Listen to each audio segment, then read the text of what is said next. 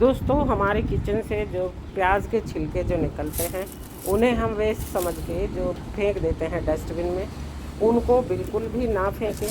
वो हमारे गार्डनिंग में बहुत ही काम के हैं और ये हमारे जो इससे हम सॉलिड और लिक्विड दोनों तरह का फर्टिलाइज़र बना सकते हैं। आप इसको डायरेक्ट उसमें भी डाल सकते हैं मिट्टी में, नहीं तो आप इसको इंस्टेंट एकदम लिक्विड फर्टिलाइज़र इसका बना सकते हैं। आप इसको पानी में भिगो दें। पानी की कोई विशेष नाप नहीं है, बस इतना पानी इसमें डाल दें कि आप ये जो पत्ते हैं वो अच्छे से भीग जाएं।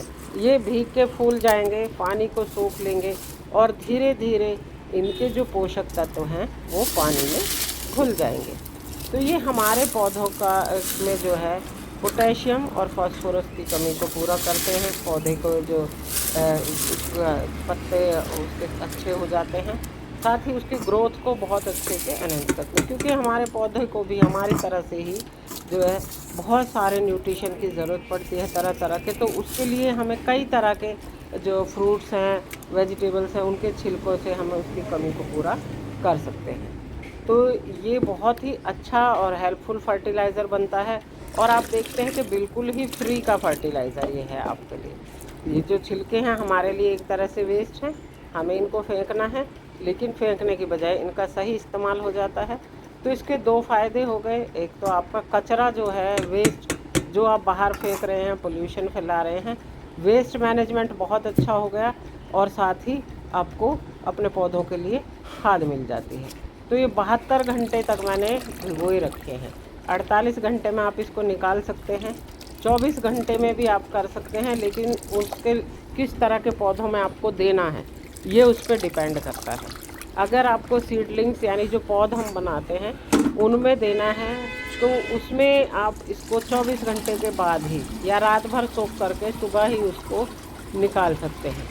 ठीक है, तो अगर पौध में देना है तो थोड़ा सा पानी इसमें से उसमें आप निकाल सकते हैं, लेकिन क्योंकि मुझे बड़े पौधों में इसको देना है इसलिए मैंने इसको 48 घंटे से भी ज़्यादा रखा है। आप देख सकते हैं अच्छे खासे फूल गए हैं ये पानी में सोख होके, और पानी का रंग एकदम बदल गया है।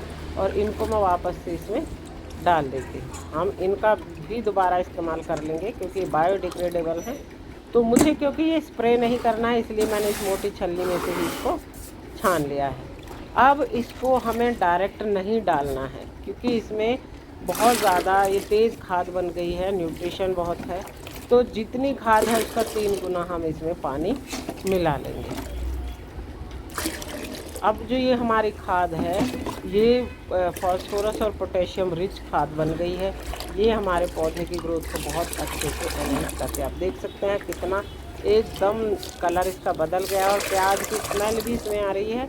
और प्याज का पूरा एसेंस जो हमारे माइक्रो में जो मैक्रो इसमें न्यूट्रिएंट्स होते हैं वो सब इसमें पानी में आ गए हैं। तो आप इसको हर तरह के पौधे में दे सकते हैं, चाहे वो क्रॉटन हो, चाहे आपको डेकोरेटिव पौधे हों, फलों वाले हों या फूलों वाले और सब्जियों वाले पौधे हों। तो मैंने कुछ सब्जियों वाले और फूलों वाले पौधे लगा रखे हैं, उन सभी में मैं इसको दे दूँगी। दूसरा एक चीज़ और है कि गर्मी में हम सॉलिड खाद देने से बचते हैं। तो ऐसे समय में बदल बदल के जब हम कभी केले का, कभी प्याज का, इस तरह के बायो एंजाइम्स जब पौधों को देते हैं तो उनके न्यूट्रिशन जो है उसकी कमी पूरी होती रहती है। अभी गर्मी में जो है हमें ये 15-20 दिन जो है वो उस पौधों को बचा के रखना है। तो लिक्विड फर्टिलाइज़र से आपके पौधे जो हैं वो बचे रहेंगे। उसके बाद बारिश और उमस में पौधों की ग्रोथ अच्छे से शुरू हो ही जाती है। तो तब तक क्योंकि हमें सॉलिड खाद नहीं देनी होती है तो ऐसे समय में हम इनको इस तरह से अपने अलग अलग तरह के बायो एंजाइम्स बनाकर दे सकते हैं। तो चाहे करी पत्ता हो, चाहे कोई भी वो हो पौधे, उनमें आप ये खाद दे दें। ये मिर्च का पौधा है, इसमें मैं ये दे देती हूँ अच्छे से। और इसके अलावा तोरई, करेले सभी में मैंने इसको दे दिया है। ये तोरई का पौधा है, इसमें भी डाल देते हैं। इसके अलावा आप चाहे मनी प्लांट है या रोइयो है, जो भी आपके पास पौधे हैं, ये मोगरा भी है, जितने भी पौधे हैं सभी तरह के पौधों को आप दे सकते हैं। तो बस यही है कि अगर आप अपने बड़े पौधों, आपके पौधों का साइज़ बड़ा है, ज़्यादा बड़े पौधे हैं, तो उनके लिए आप इसको 48 घंटे कम से कम भिगोएं।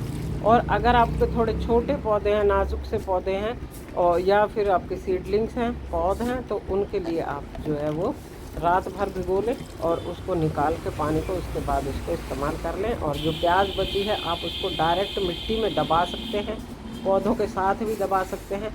वो जो है उसमें डिकम्पोज होते रहेंगे और जो उसका न्यूट्रिशन है वो जो हमारा ग्रो बैग या जो गमला है उसमें रिलीज़ होता रहेगा।